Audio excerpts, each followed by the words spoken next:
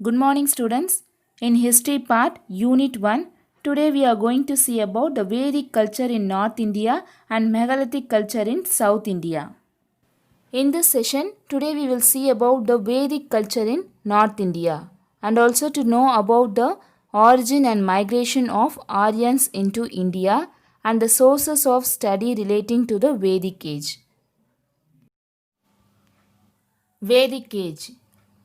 The first phase of urbanization in India came to an end with the decline of Indus civilization. A new era called Vedic Age began with the arrival of Aryans. Aryans is originally a term used as a self designation by Indo Iranian peoples in ancient times. The Aryans were a group of people who lived in thousands of years ago in northern India. The Aryans came from somewhere in Central Asia. They moved into Persia and India after 2000 BC.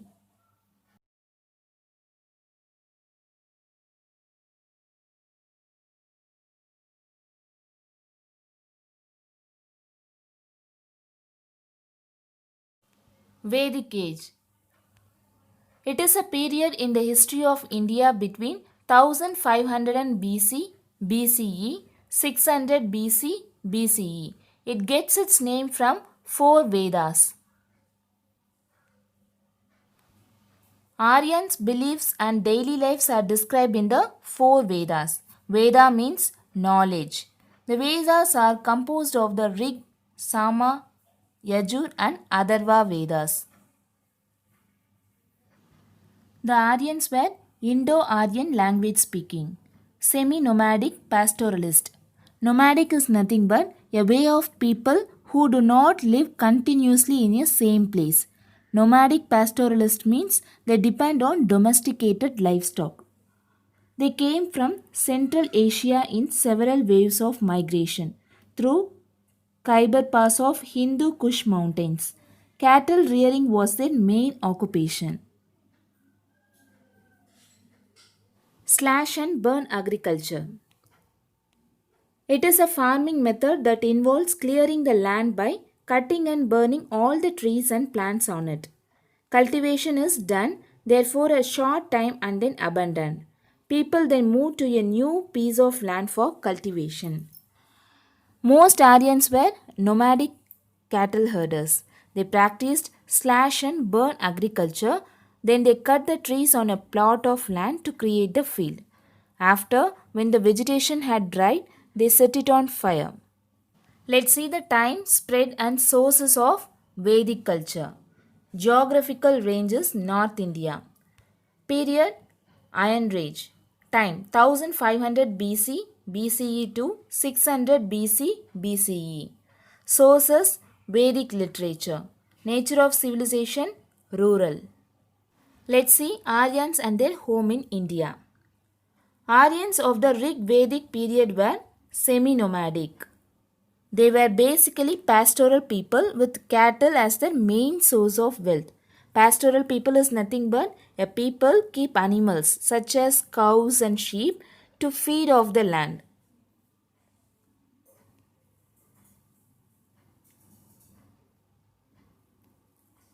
The Aryans' homeland was the Punjab, which was at the time called Sapta Sindhu, the land of seven rivers. They were Ganga, Yamuna, Sindhu, Kaveri, Godavari, Saraswati, and Narmada, or seven rivers are considered as a sacred Sapta Sindhu. These rivers covers most of the parts of undivided India. Around 1000 BC BCE, Aryans in India moved eastward and settled in Indo-Gangetic plain. Use of iron axes and plug became widespread. From axes and plug are very helpful them to clear the jungles easily so that the Vedic people extend their settlements into the western area.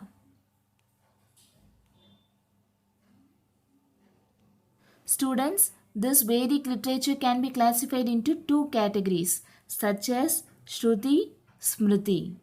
Shruti contains all the four Vedas that is Rig, Sama, Yajur and Atharva.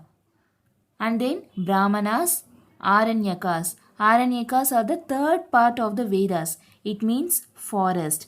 It tells about the importance of meditative, spiritual aspects of rituals and ceremonies. And then Upanishads. Upanishads is nothing but sitting near down. If a person wants to get the knowledge from Guru, he wants to sit under the Guru. Smriti contains Idihasas, Puranas, Sutras. Idihasas means Ramayana, Mahabharata. Puranas means Shiva Purana, Vishnu Purana. Sutras, Dharma Sutra, Manusmriti, Narada Smriti. Let's see about Shrutis. The Shrutis comprise the four Vedas, the Brahmanas, the Aranyakas, and the Upanishad. Students note it carefully. Shruti means listening or unwritten. And this was transmitted orally through the generation to generation. Let's see about Smritis. Smritis means a body of text containing teachings on religion such as Idihasa, Puranas, Tantras and Agamas. Smriti are not eternal. It has no beginning or end. They are constantly revised. Students note it carefully. Smriti means definite and written literature. Shruti means listening or unwritten. Classification of Vedic age. It was classified into two phases. One is early Rig Vedic period, 1500 to 1000 BC BCE, and the other one is later Vedic period, 1000 to 600 BC BCE. Let's see our national motto. Satyameva Jayate. Truth alone triumphs is taken from Mundaka Upanishad. Archaeological sources. Iron implements and pottery from the archaeological sites in Punjab, Uttar Pradesh and Rajasthan along the Indus and the Ganges.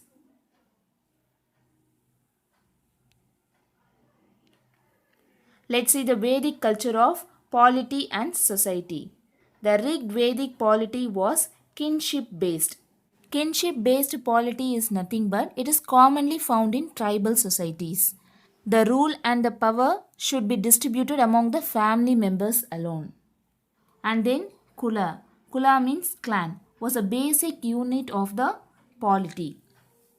The basic unit of polity was a family. The family was headed by the eldest male member.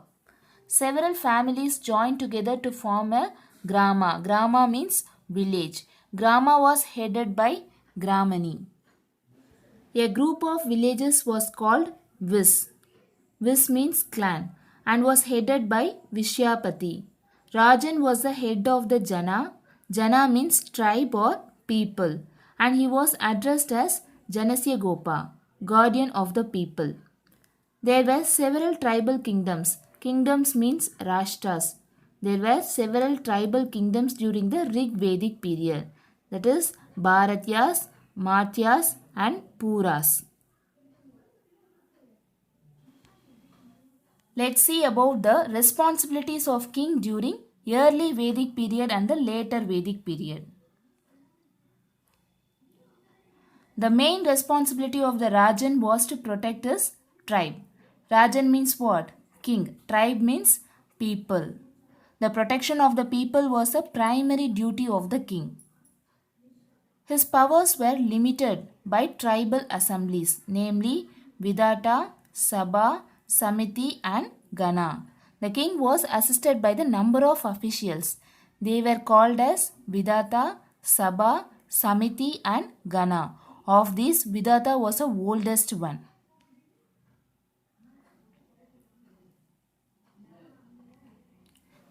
Vidata means the tribal assembly. Sabha means the council of elders. Samiti means assembly of people. Gana means councils or assembly. The king appointed a Prohit, chief priest, to assist him. The king was assisted by the Senani, army chief. Gramani was the leader of the village. Purohit was the chief advisor and spiritual teacher of the king. The Senani and the Gramina were the other two officials. Senani means military commander. Gramani means the village officer. His power was restricted by the two popular assemblies called Sabha and Samiti. Hereditary kingship began to emerge. It is nothing but the people could select the king from the family members.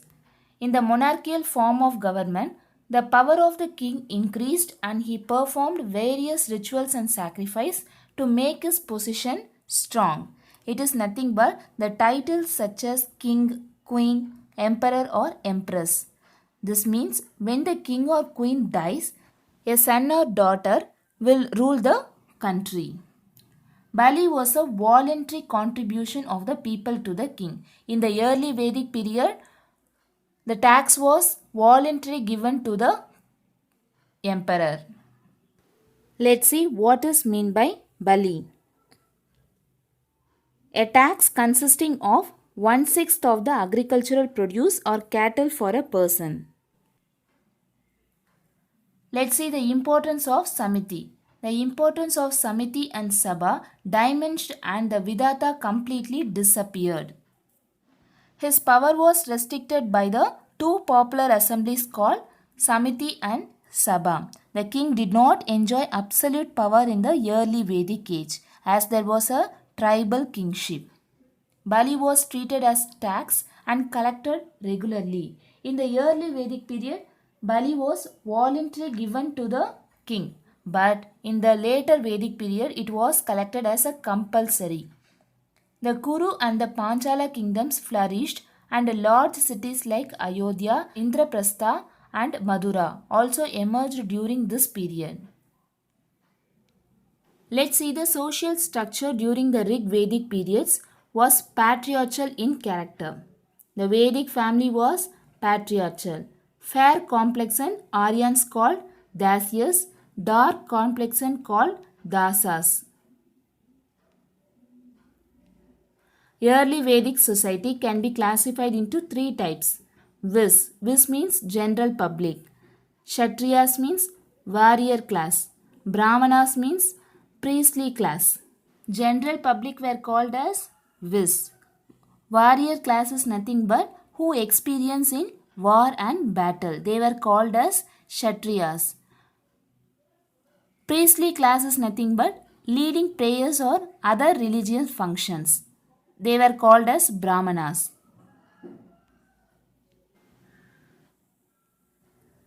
When the Aryans had to accommodate non-Aryan skilled workers in the social arrangement, a fourfold Varna system was developed.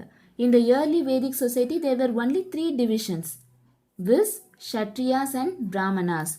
But in later Vedic period, they accommodate workers as a non-Aryan. So, fourfold Varna system was developed. In later Vedic society, Vis general public, Kshatriyas warrior class, Brahmanas priestly class, Sudras skilled workers were called as Sudras. Although the Vedic age is evidenced by good number of text, it does not have adequate amount of material evidences.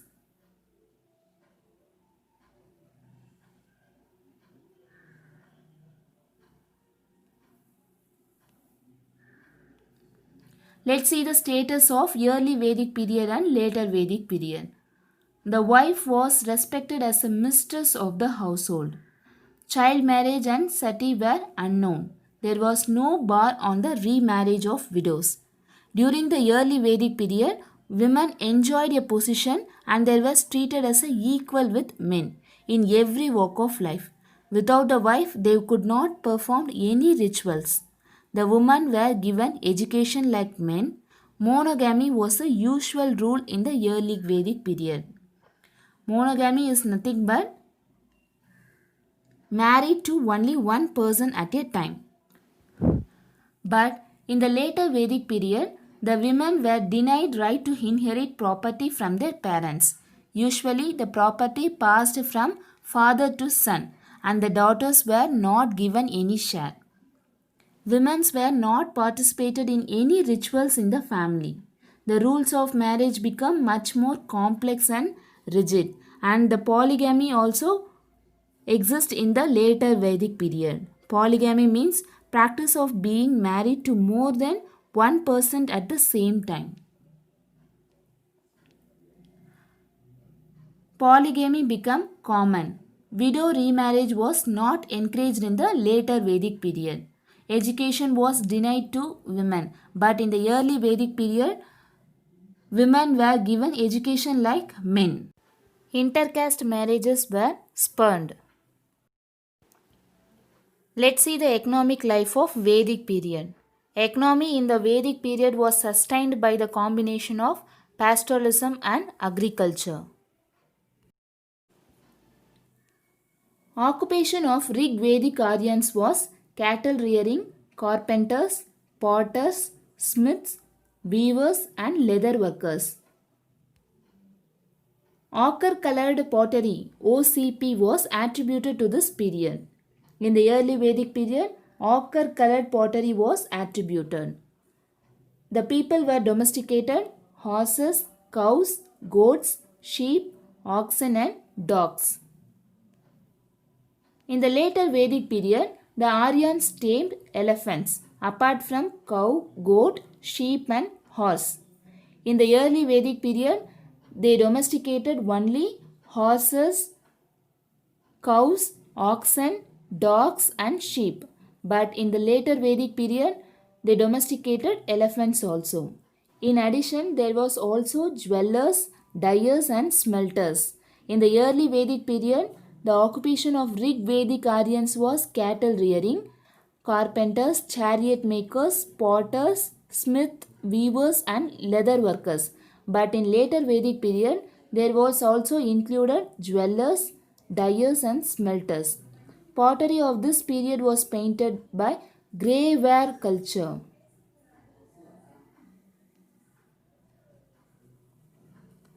Use of iron plug and axe helped to put more areas of land under cultivation. In early Vedic period, after settled in Punjab, they began to practice agriculture. They cultivated stable crop as barley. There was no evidence of cultivated wheat and cotton, but the Indus people cultivated both the wheat and cotton in Rig Veda. Trade became extensive. Barter system was prevalent, exchange of goods. They used Niksha, Satmana, gold coins.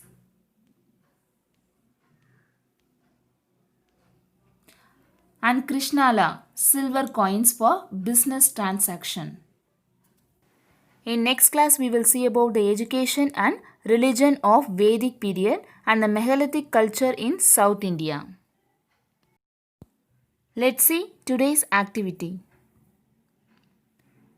Mention 2 Idihasas and Iron Age cities in Tamil Nadu.